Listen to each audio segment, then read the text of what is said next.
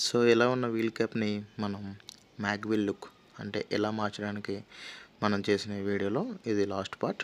So దీంట్లో ఏంటంటే వేసిన టేప్ అది రిమూవ్ చేశాను. టేప్ రిమూవ్ చేసిన తర్వాత దీని లుక్ ఎలా ఉందో మీరు చూడొచ్చు.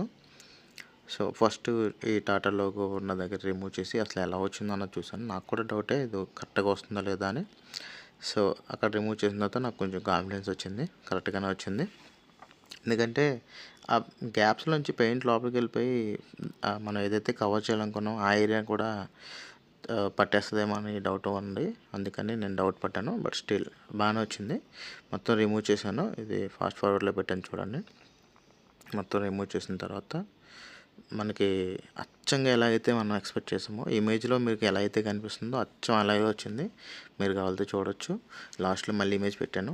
అది మనం చేసిన వీల్ లుక్. అది నేను ఫస్ట్లో పెట్టిన ఇమేజ్ మీరు కంపేర్ చేసి చూడొచ్చు కావాలితే ఫార్వర్డ్ బ్యాక్వర్డ్ చేసుకుని.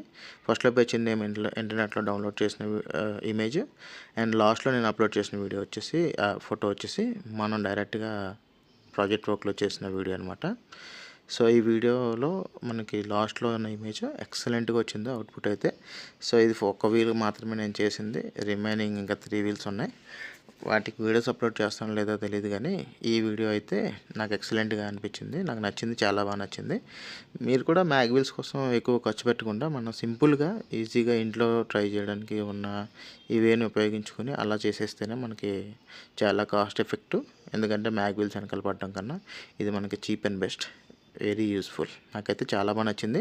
ఇది ఒరిజినల్ లుక్ అండ్ ఇది లాస్ట్ దాని ఫోటో మీరు కంపేర్ చేసుకుని